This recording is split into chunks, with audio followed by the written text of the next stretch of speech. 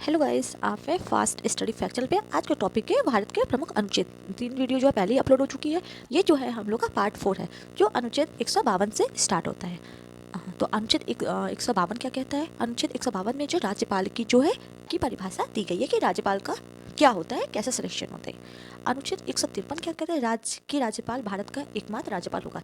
यानी कि जो स्थिति केंद्र में राष्ट्रपति की होती है, वैसे ही जो स्टेट में जो है राज्यपाल की स्थिति होती है। और जो राज्य की नाममात्र की इसके पास शक्ति होती है, वास्तविक शक्ति किसके पास होती है? विधानसभा और उसकी मंत्रिपरिषद के पास, मुख्यमंत्री और मंत्रिपरिषद, विधानसभा और मंत्रिपरिषद के पास होती है। आर्टिकल जो है 154 कहता है राज्य की कार्यपालिका शक्ति राज्यपाल में निहित होगी। ठीक है, यानी कि जो राज्य की कार्यपालिका शक्ति होती है वो किस में निहित होती है? राज्यपाल में। और सेंट्रल में किस पे निहित होगी? तो राष्ट्रपति के। 155 कहता है राज्यपाल की नियुक्ति, यानी जो राज्यपाल की नियुक्ति होती है वह भारत का राष्ट्रपति करता है और उसके विश्वास प्रांत ही जो है अपने पद पे जो है राज्यपाल बना रहेगा जब तक राष्ट्रपति का विश्वास पात्र है। जैसे ही अगर वो कुछ राष्ट्रपति की राय में वो विश्वास पात्र नहीं रहता है तो राज्यपाल को त्यागपत्र देना पड़ता है। अनुच्छेद 156 कहता है राज्यपाल का कार्यकाल, उसका कितने जो है ईयर तक अपने पद पे बना रहेगा? तो 5 वर्ष रहता है। अनुच्छेद 157 कहता है राज्यपाल की योग्यता की, भारत की जो राज्यपाल जो भारत के राज्यपाल यानी स्टेट की जो राज्यपाल होती है उनकी क्या क्या योग्यता है? पागल दिवालिया ना हो, किसी लाभ के पद पे ना हो, तो ये सब योग्यताएं होती हैं। अनुच्छेद 158 जो कहता है वह है राज्यपाल के पद के लिए शर्तें। कौन कौन सी शर्तें होती हैं जो राज्यपाल के लिए होती हैं? अनुच्छेद 158 कहता है राज्यपाल द्वारा शपथ, राज्यपाल जो है इस आर्टिकल के तहत शपथ लेता है। अनुच्छेद 160 कुछ आकस्मिकता में राज्यपाल के कृत्यों का निर्वहन, राज्यपाल के कृत्य जो होते कार्य होता है उसके निर्वहन की बात की जा रही है। अनुच्छेद 161 में राज्यपाल की क्षमादान की शक्ति, कुछ मामलों को निलंबन लघु कारण के राज्यपाल की शक्ति। बेसिकली इसमें कहने का मतलब है राज्यपाल किसी भी दंड को जो है कुछ दंड को जो है कम कर सकता है। जैसे किसी को आजीवन कारावास है तो उस आजीवन कारावास को वह 20 वर्ष के कारावास में बदल सकता है, लेकिन मृत्यु दंड को क्षमा करने की शक्ति जो है राज्यपाल के पास नहीं होती है। वह किसके पास होती है? तो वो होती है राष्ट्रपति के पास होती है। राज्यपाल इसमें जो है कमजोर है पावर के मामले में। अनुच्छेद 162 कहते हैं राज्य की कार्यपालिका शक्ति का विस्तार, यानी कि जो राज्य की कार्यपालिका होती है उसकी शक्ति के विस्तार की बात की जा रही है। मंत्रिपरिषद और महाधिवक्ता की बात की गई है। अनुच्छेद 163 में कहा गया राज्यपाल को सहायता और सलाह देने के लिए क्या होगी? मंत्रिपरिषद होगी।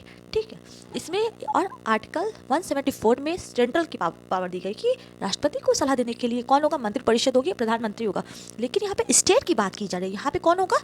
विधानमंडल होगा। यहाँ पे राज्यपाल को सलाह देने के लिए कौन होगा?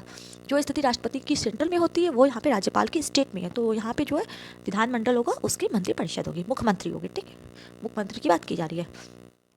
और 164 में मंत्रियों के बारे में अनुबंध किया गया कि कौन कौन से मंत्री होंगे समथिंग। अनुच्छेद 165 में कि राज्य की महाधिवक्ता की बात की जा रही है कि राज्य में कौन सा अधिवक्ता महाधिवक्ता की बात है। अनुच्छेद 166 में राज्य के कार्य के सरकारी कार्य का संचालन, यानी कि जो स्टेट गवर्नमेंट है उनके कार्यों का संचालन कैसे होगा उसके बारे में यहाँ पे बात की जा रही है 166 में। अब 167 जो है 167 आर्टिकल राज्यपाल को जानकारी देने आदि के समय मुख्यमंत्री करता है, यानी कि कोई भी राज्यपाल अगर कोई मुख्यमंत्री से सूचना मांगना चाहे तो मुख्यमंत्री का कर्तव्य है कि वह जो है राज्यपाल द्वारा मांगी गई समस्त सूचनाओं को जो है उसको विहित करे, उसको प्रदान करे। अनुच्छेद 168 कहता है राज्य के विधानमंडल का गठन की बात की जाए कि राज्य में जो विधानमंडल होती है उसके गठन की बात की जाए। अब आता है राज्य के विधानमंडल के संबंधित आर्टिकल्स। तो अनुच्छेद 169 कहता है राज्य में विधान परिषद का सृजन की बात करी है। स्टेट में जो है क्या होता है, लोक जो सेंट्रल में होता है वह राज्यसभा होता है, लोकसभा होता है और संसद होती है, मिलकर जो बनती है। अब राज्य की बात हो रही है तो विधानसभा, विधान परिषद और राज्यपाल। ठीक है, इस मिल के क्या बनेगी? हमारी स्टेट की जो है संसद तो आप समझ रहे हो कि स्टेट की बात, यहाँ पे संसद की बात की जा रही है। तो 169 में राज्यों की जो विधान परिषद होती है उसके गठन की बात की जा रही है। 170 जो है विधानसभा की संरचना की बात की, क्या स्ट्रक्चर उनका होगा, कौन कौन से मेंबर होंगे, कैसा निर्वाचन होगा।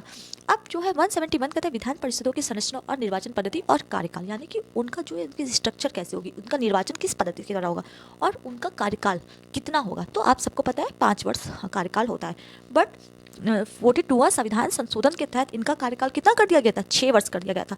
फिर 44वां संविधान संशोधन होता है 56 में, फिर से पुनः जो है 5 वर्ष कर दिया गया।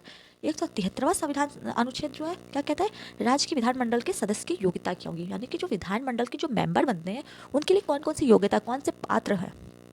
अनुच्छेद 174 कहता है राज्य के विधानमंडल के, यानी कि राज्य के विधानमंडल के शस्त्रावसान विघटन हो सकता है, ठीक है।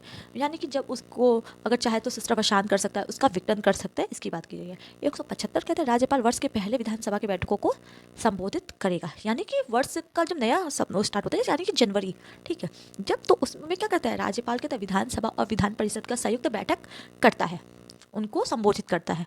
अब अनुच्छेद 176 कहता है राज्यपाल विधानमंडल चुनाव के बाद विधानसभा के प्रथम बैठक को संबोधित करते हैं, यानी कि जो विधानसभा की जब इलेक्शन होता है उसके बाद जो सदस्य चुन के आते हैं उसको संबोधित करता है, उसकी बैठकों को क्या करता है वो संबोधित करता है। अनुच्छेद 177 कहता है सदनों के बारे में मंत्री महाधिवक्ता का अधिकार के बारे में की गई है।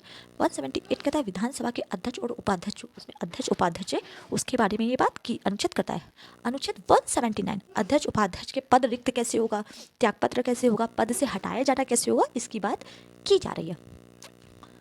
अनुच्छेद 180 कहता है अध्यक्ष के रूप में कार्य करने की उपाध्यक्ष अन्य व्यक्ति की सकती, यानी कि अध्यक्ष का अगर पद रिक्त है या फिर तो उसमें कौन कार्य करेगा, उस टाइम जो कार्य करेगा वो उपाध्यक्ष करेगा। अनुच्छेद 181 जो है जब अध्यक्ष या उपाध्यक्ष का पद से हटाए जाने का कोई विकल्प विचाराधीन है तो पीठासीन अधिकारी ना होना, किस आर्टिकल के तहत 181।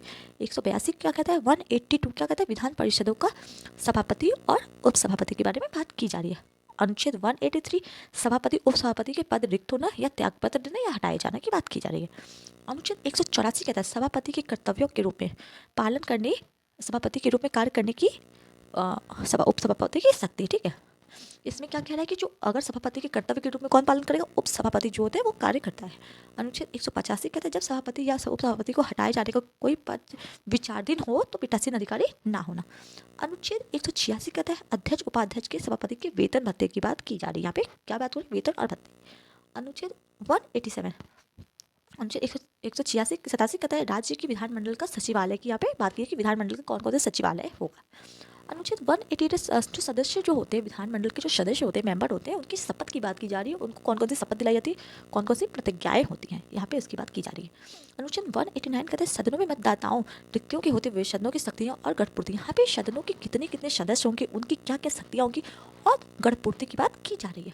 190 कहते हैं स्थान का रिक्त होना, ठीक है, यहाँ पे विधानसभा की बात की जा रही है, विधान, ठीक है, उसकी बात की जा रही है। अनुच्छेद 151 कहता है सदस्यों के लिए नियोग्यताएं, मतलब कौन कौन से उसकी क्वालिटी उनकी नहीं है, मतलब नियोग्यताएं कौन कौन सी चीज़ें जो उनको जो पद से हटा सकते हैं, मतलब 60 दिन तक विधानसभा में अनुपस्थिति रहना, ठीक है, कार्यों का संचालन सही से नहीं करना, तो उसकी बात की जा रही है। 192 क्या कहता है, 192 कहता है अनुच्छेद यदि विधानमंडल का कोई सदस्य अयोग्य है तो निर्वाचन आयोग की सिफारिश पर राज्यपाल सदस्य समाप्त कर देगा, यानी कि किसी भी राज्यपाल को लगता है कि विधानमंडल का कोई भी सदस्य जो है अयोग्य, अपने पद का संचालन सही रीति से नहीं कर रहा है, तो इस कंडीशन में जो उसकी सदस्यता जो है समाप्त कर दी जाएगी। अनुच्छेद 194 कहता है कि विधानमंडलों के साधनों के और उनके सदस्य समितियों की शक्तियाँ विशेषाधिकार, यानी कि विधानमंडल में जितने भी सदस्य उनकी शक्तियों की और शक्तियों की बात की जा रही है। अनुच्छेद 194 में सदस्यों के वेतन और की बात की जा रही है, अनुच्छेद 193 होगा ऊपर, और 194 में सदस्यों के वेतन और भत्तों की बात की जा रही है कि कौन कौन कितने वेतन मिलेंगे और उनके भत्ते कितने होंगे। अनुच्छेद 196 कह रहा है विधेयकों को पुनः स्थापना पारित किए जाने के संबंध में उपबंध। 196 अनुच्छेद कर रहा है कि विधेयकों को मतलब पारित करने की बात यहाँ पे की जा रही है। अनुच्छेद 197 में धन विधेयकों से भिन्न विधायकों के बारे में विधान परिषद की शक्तियों का निवहन की बात की जा रही है, ठीक है, यानी कि धन विधेयक से भिन्न जो बाकी विधेयक होते हैं उसको विधान परिषद में जो शक्तियाँ होती है, विधान, आपको पता है विधानसभा होती है, विधान परिषद होती है स्टेट में, जो विधान परिषद होती है वो एक कमज़ोर सदन है, वो कोई भी विधेयक के पास उसको उतनी पावर नहीं होती जितना सेंट्रल में जो है राज्यपाल के पास होती है, यही बात की जा रही है।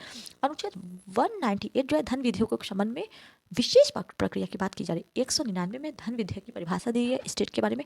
अनुच्छेद 200 में विधायकों पर अनुमति, ठीक है, विधेयकों पर अनुमति जो होती है, जो भी विधेयक पास होती है उसकी अनुमति जो है उसके बारे में 200 अनुच्छेद 200 में बात की जा रही है। वीडियो अच्छा लगा हो तो एक लाइक कीजिएगा, चैनल को सब्सक्राइब जरूर कीजिएगा। Thank you.